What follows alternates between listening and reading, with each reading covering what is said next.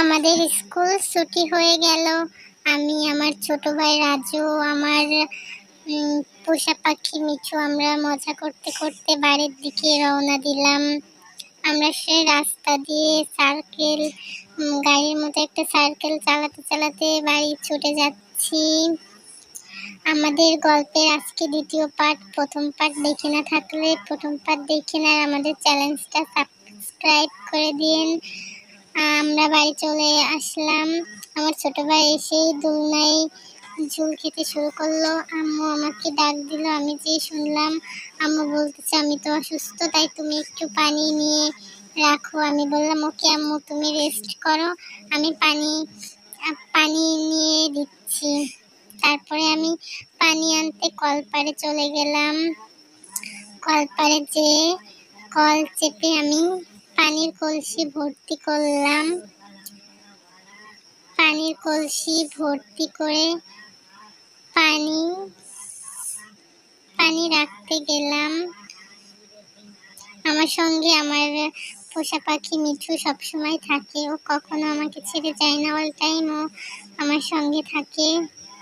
আমি পানি নিতে যাচ্ছিলাম। আমাদের বাড়িতে একটা দুষ্টু ছাগলছানা আছে যে আমাকে ডিস্টার্ব করে, সবসময় আমাকে পানি রাখতে যেতেই দেবে না, কিন্তু আমি ওকে পাশ কাটিয়ে ঠিক পানি নিয়ে পাত্রে রাখার জন্য চলে এলাম।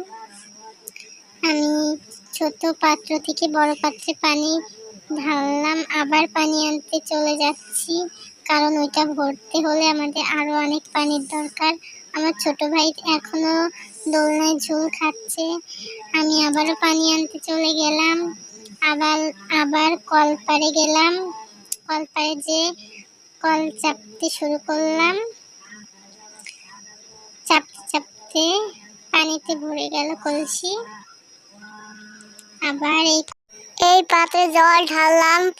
অনেক ঢালার পর তারে মা আমাকে ডাক দিল। আমি পাত্রটা ধুয়ে তারপরে মার কাছে যাওয়ার জন্য দৌড় দিলাম। তারে মা আমাকে বলল ডাক্তার মাসিকে ডেকে আনতে। তাই আমি সেই ডাক্তার মাসিকে ডাকতে জন্য চলে গেলাম। তারপরে ছুটতেছিলাম, দৌড়তে দৌড়তে যাবো, তাই অনেক পর তাই আমরা দৌড়তে দৌড়তে গেলাম। অনেকক্ষণ ধরে দৌড়ালাম।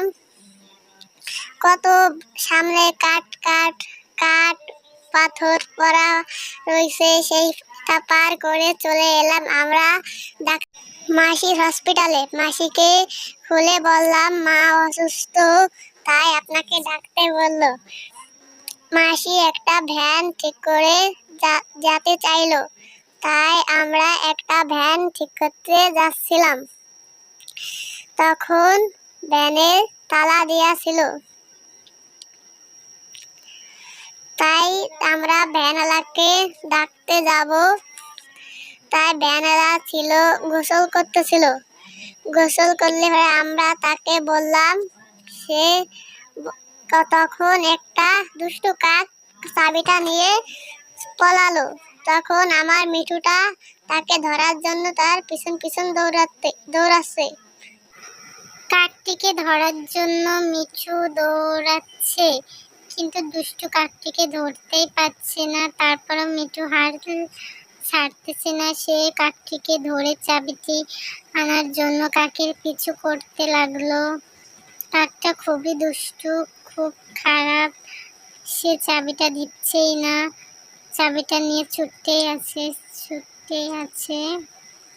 কিন্তু মিঠু তার পিছু ছাড়লো না। সে কাকটার পিছু করেই যাচ্ছে চাবিটা নেওয়ার জন্য।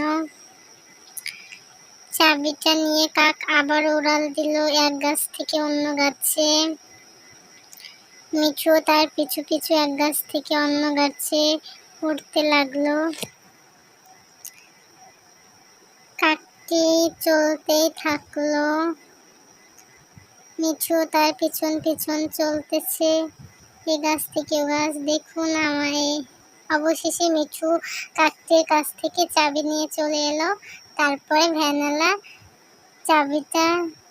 চাবি দিয়ে ভ্যান স্টার্ট করলো এবং ভ্যান চলতে শুরু করলো। আমি, মাসি আর মিঠু আমরা ভ্যানে চড়ে আমাদের বাসায় চলে এলাম। বাড়িতে এসে দেখি বাবা মা ও আমার ভাই রাজু সবাই দেখি দাঁড়িয়ে আছে।